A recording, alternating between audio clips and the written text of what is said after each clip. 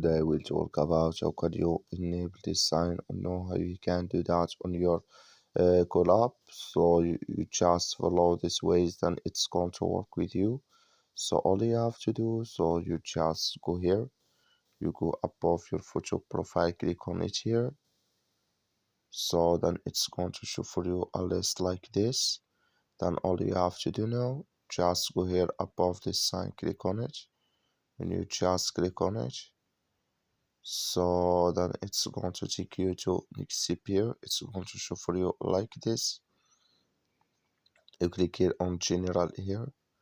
So when you just click here on general here, then you come to next here. Then all you have to do now, so you just click here on, you go down, you come here to search profiles privately here, click in this sign.